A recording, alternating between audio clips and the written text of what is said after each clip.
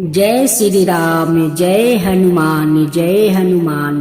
श्री राम दरबार में हनुमान जी महाराज श्री राम जी के सेवा में इतने तनमनिया हो गए कि गुरु वशिष्ठ के आने का उनका ध्यान नहीं रहा। सभी ने उठ कर उनका अभिवंदन किया, पर हनुमान जी नहीं कर पाए।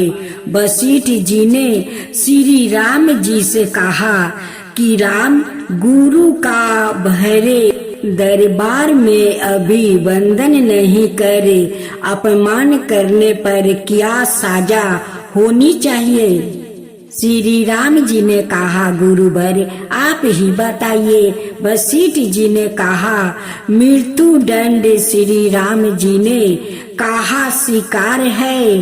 तब श्री राम जी ने कहा कि गुरुदेव आप बताइए कि यह अपराध किसने किया है? वशिष्ठ जी बोले, अगर बता दूंगा, पर राम वो तुम्हारा इतना प्रिय है कि तुम अपने आप को सजा दे दोगे, पर उसको नहीं दे पाओगे। श्री राम जी ने कहा, गुरुदेव राम के लिए सब समान है। नहीं राम, मुझे तुम्हारे ऊपर संदेह नहीं है, पर तुम्हें दंड के परिपूर्ण होने पर संदेह है। अत यदि तुम यह विश्वास दिलाते हो कि तुम सवाए उसे मृत्यु के दंड अपने अभोग्य बाण से दोगे, तो ही मैं अपराधी का नाम बताऊंगा कि कौन अपराध किया है। श्री राम जी ने पुनः अपना संकल्प व्यक्त कर दिया। तब वशिष्ठ जी ने बताया कि यह अपराध हनुमान जी ने किया है। हनुमान जी ने भी स्वीकार कर लिया। तब दरबार में राम जी ने घोषणा की कि कल सायंकाल सरजुग के घाट पर हनुमान जी को मैं सवाए अपने अभोग्य बाण से मृत्यु का दंड दूंगा। हनुमान जी के घर जाने पर उदासी की अवस्था में माता अंजनी ने देखा तो चकित रह गई कि मेरा लाल महावीर अतुलित बाल का स्वामी ज्ञान का भंडार है, आज इस अवस्था में क्यों है? माता ने बार बार पूछा, पर जब हनुमान चुप रहे तो माता ने अपने दूध का बस्ता देकर पूछा। तब हनुमान जी ने बताया कि यह पर कारण हुआ है। तब अंजना माँ ने, आप जानती है कि हनुमान को संपूर्ण ब्रह्मांड में कोई नहीं मार सकता, पर भगवान श्री राम का अभोग बाण से भी कोई नहीं बच सकता है। तब माता ने कहा कि हनुमान, मैंने भगवान शंकर से राम नाम मंत्र प्राप्त किया था और तुम्हें भी जन्म के साथ ही यह नाम घूंटी में पिलाया था, जिसके प्रताप से तुमने बचपन में ही सूर्या को फल समझ मुख में ले लिया था। उस राम नाम के होते हुए हनुमान कोई भी तुम्हारा बाल भी पाका नहीं कर सकता है, चाहे वो राम सवाए भी हो। राम नाम की शक्ति के सामने राम की शक्ति और राम के अबोध शक्तिवान की शक्तियाँ महताबहीन हो जाएगी। जाओ मेरे लाल, अभी से सरजुग के तट पर जाकर राम नाम का उच्चारण करना आरंभ कर दो। माता के चरण छूकर हनुमान जी सरजुग किनारे राम राम राम राम रटने लगे। सायंकाल राम अपने संपूर्ण दरबार सहित सरजुग तट आए। सबको कौतूहल था कि क्या राम हनुमान को साजा देंगे। पर जब श्री राम ने बार बार राम बाण अपने महान शक्तिधारी अमोघ शक्ति बाण चलाए, पर हनुमान जी के ऊपर उनका कोई असर नहीं हुआ। तो गुरु वशिष्ठ जी ने शंका जताई कि राम, तुम अपनी पूर्ण निष्ठा से बाणों का प्रयोग कर रहे हो। तब श्री राम ने कहा, हाँ गुरुदेव, मैं गुरु के प्रति अपराधी की साजा देने को अपने बाण चला रहा हूँ। उसमें किसी भी प्रकार की चतुराई करके मैं कैसे वही अपराध कर सकता हूँ। तो तुम्हारे बाण अपना कार्य क्यों नहीं कर रहे हैं। तब श्री राम ने कहा, गुरुदेव, हनुमान राम राम की अखंड रट लगाया हुए है। मेरी शक्तियों का अस्तित्व राम नाम के प्रताप के समक्ष है, महाताबहीन हो रहा है। इसमें मेरा कोई भी प्रयास सफल नहीं हो रहा है। करुण गुरुदेव ने कहा, हे राम, आज से मैं तुम्हारे साथ तुम्हारे दरबार को त्याग करे अपने आश्रम जा रहा हूँ, जहाँ राम नाम का निरंतर जप करूँगा। जाते जाते गुरुदेव वशिष्ठ जी ने घोषणा की कि हे राम, मैं जान कर मान कर यह घोषणा कर रहा हूँ कि सवाए राम से राम का नाम बारा है। राम नाम महा अमोघ शक्तियाँ का सागर है। जो कोई जपेगा, लिखेगा, मनन करेगा, उसकी लोके कामनाएं पूर्ति होते हुए भी वो मोक्ष का भागी होगा। मैंने सारे मंत्रों की शक्तियों को राम नाम के समक्ष न्यूनतर माना है।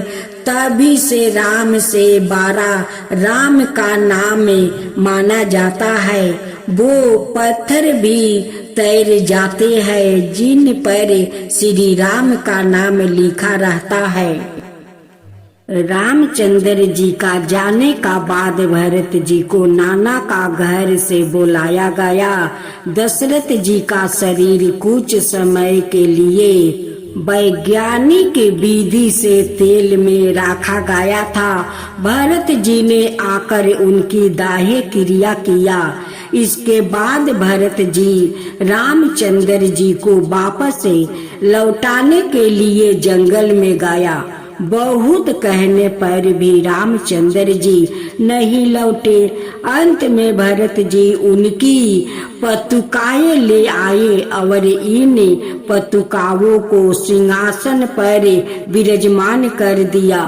शासन कार्य करने लगे। कुछ समय का बाद रामचंद्र जी दंडकारण्य नाम का वन में पहुँचे। वहाँ रावण की बहन सुपनेखा थी। उनके रूप पर रिझा गई। वो उनके साथ विवाह करना चाहती थी। रामचंद्र जी ने उसे लक्ष्मण के पास भेज दिया। लक्ष्मण जी को बड़ा गुस्सा आया। उन्होंने उसके नाक कान काट दिया। उसकी बड़ी भीनी शकल हो गई। वो अपने भाई के पास गई। उसका भाई रावण बड़ा शक्तिशाली राक्षस था। वो लंका का राजा था। बहन की दशा देखकर उसे बड़ा गुस्सा आया और उसने बदला लेने का विचार किया। वो अपने मित्र मरीच के पास गया। उसे जानवर का रूप बनाने की कला आती थी। उसने अपने को एक सोने के हिरण का रूप में बदल लिया। रावण ने सोचा था कि हिरण को देखकर रामचंद्र जी और लक्ष्मण जी शिकार खेलने आएंगे और वो सीता जी को अकेले में चुरा लाएगा। उसकी इच्छा पूरी भी हो गई। जब सोने का हिरण सीता जी ने देखा तब वो मोहित हो गई।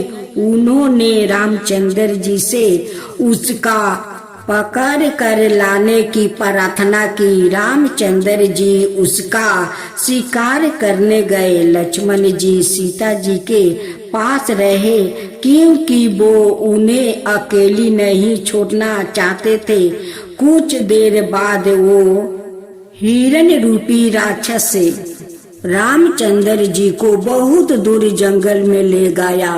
वो लक्ष्मण जी को भी कुटिया से दूर हटाना चाहता था, इसलिए जब उसके तीर लगा तब वो रामचंद्र जी की आवाज में लक्ष्मण लक्ष्मण चिल्लाने लगा। रामचंद्र जी की दुखी भरी आवाज सुनकर सीता जी घबराई।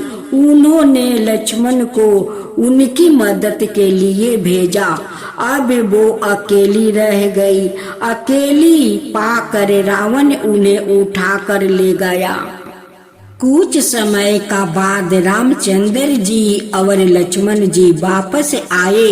सीता जी को ना पाकर उन्हें बड़ा दुख हुआ। वो इधर उधर देखने लगा। रास्ते में उन्हें जटाहू नाम का पंछी मिला। इसने सीता जी को बचाने की कोशिश की थी, इसलिए रावण ने इसके पंख काट डाले।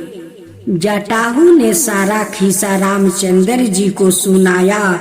चलते चलते रामचंद्र जी त्रिशमुख पर्वत का पास पहुंचा। वहां उन्हें सुग्रीव मिला।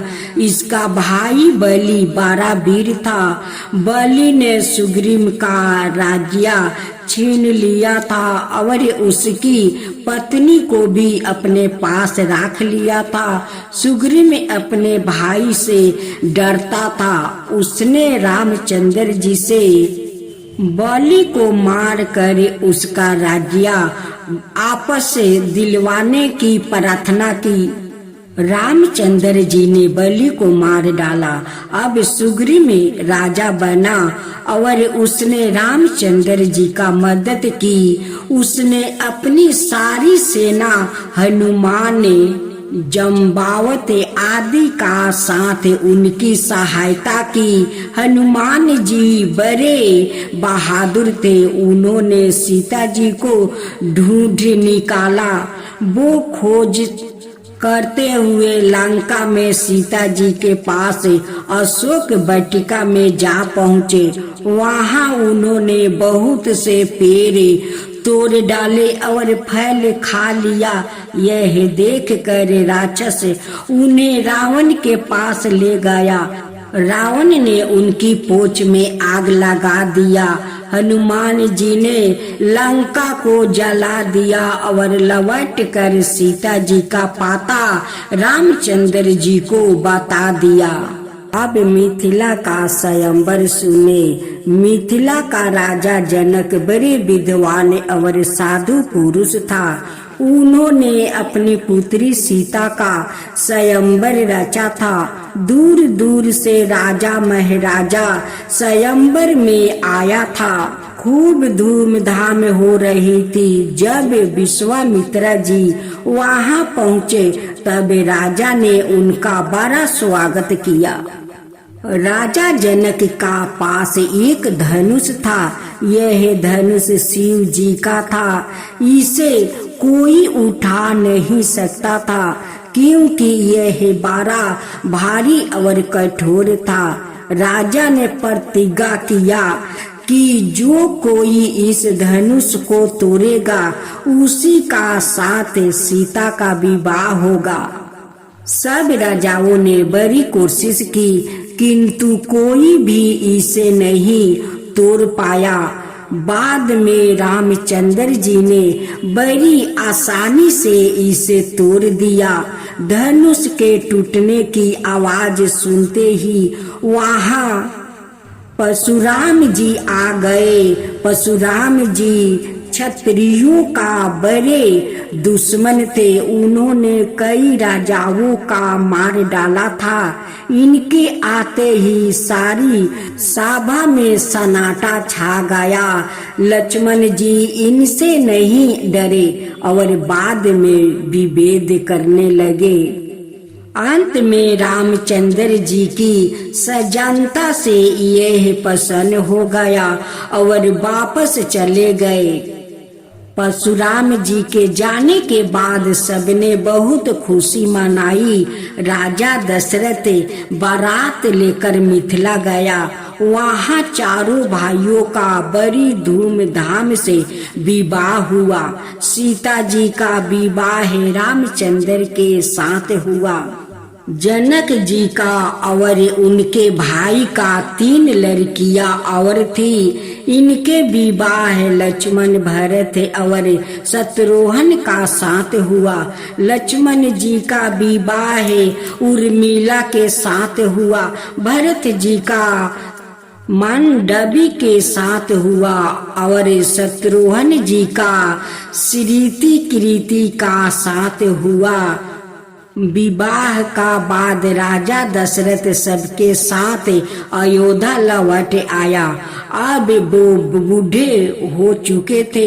वो रामचंद्र जी को राज्यकार्य देकर सवाए तपस्या करना चाहते थे।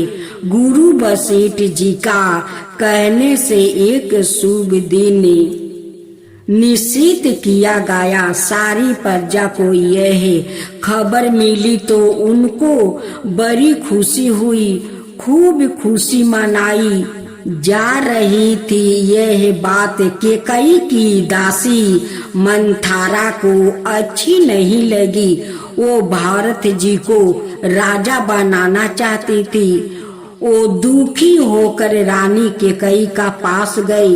रानी भी उसे समय खुशी मना रही थी। मंथरा को दुखी देखकर पहले तो वह गुस्सा हुई। मंथरा ने बड़ी चालाकी से काम लिया। उसने रानी को उल्टी सीधी बातें सिखाई और उसे राजा दशरथ से 2 वरदान मांगने के लिए तैयार कर लिया। राजा दशरथ कैकेयी को बहुत प्यार करते थे, क्योंकि एक बार मुसीबत के समय उसने राजा की जान बचाई थी। वो बड़ी सुंदरी भी थी। जब उसने राजा की जान बचाई थी तब राजा ने उसे 2 वरदान देने का वचन दिया था। रानी ने यह मौका अच्छा देखा। उसने राजा से अपने वर मांगने का विचार किया। 12 भाऊ रूप बनाकर वो कोप भवन में सो गई।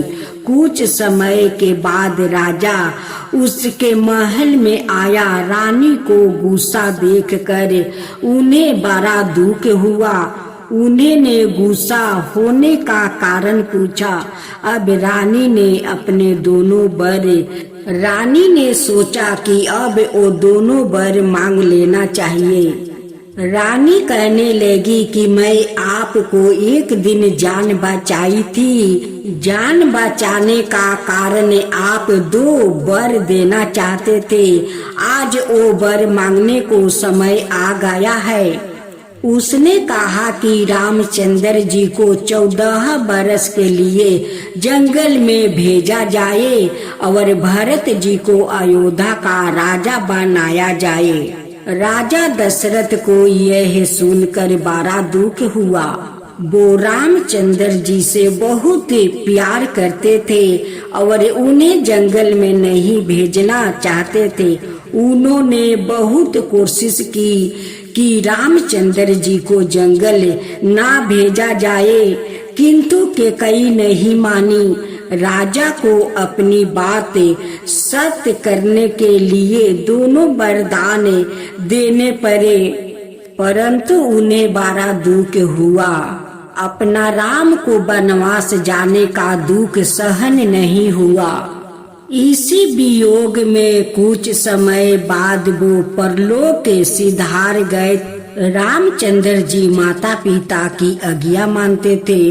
वो शीघ्र ही बन जाने को तैयार हो गए। उनके साथ सीता और लक्ष्मण भी गए। जब रामचंद्र जी बन गए थे तब भरत जी अपने ननिहाल के घर गए हुए थे। जब दशरथ जी की मृत्यु हुई थी उस समय उनके पास कोई भी पुत्र नहीं था। उन्होंने पुत्र के वियोग में तरफ तरफ करे प्राण दे दिया। इस प्रकार श्रवण कुमार के माता पिता का श्राप सच्चा हुआ था।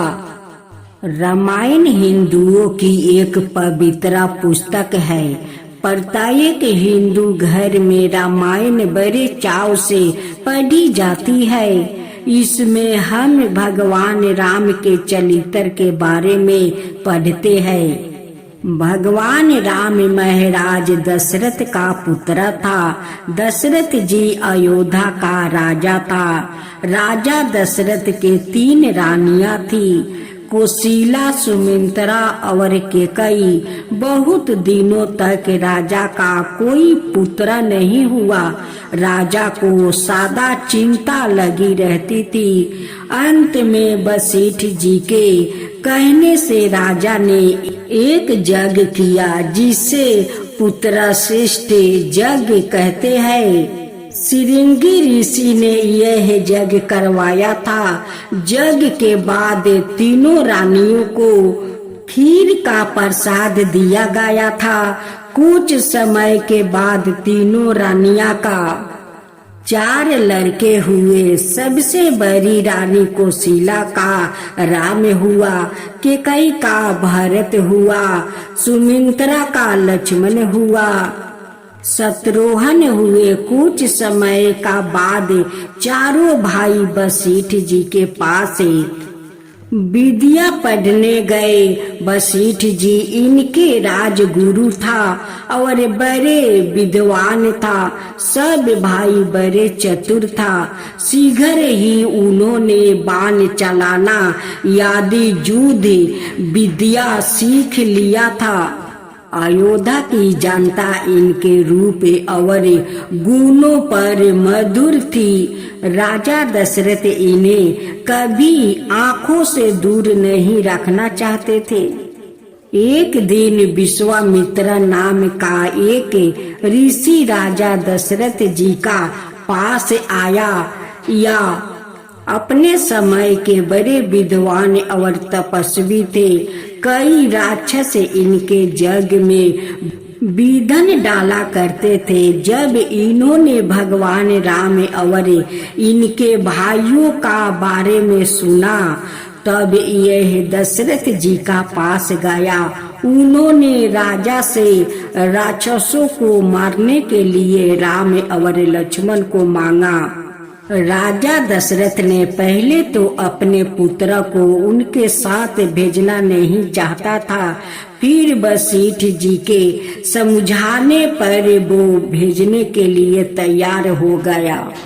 रास्ते में ऋषियों ने राम और लक्ष्मण को 2 मंत्र सिखाया।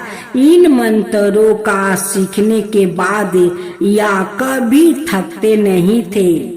ऋषि का आश्रम जाते हुए उन्होंने तारका नाम की राक्षसी को मार डाला। वहां पहुंचकर यज्ञ की रक्षा करते समय उसके एक पुत्र मरीचि को बाण मार कर 100 योजन समुद्र के पार फेंक दिया और दूसरे पुत्र सुबाहु को मार डाला। अब विश्वामित्र जी का यज्ञ अच्छी तरह पूरा हो गया।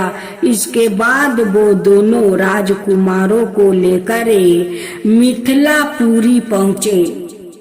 भक्तों जनों, तो अब आप सुने रामनवमी पर श्री राम जी की व्रत कथा। जय श्री राम, जय श्री राम।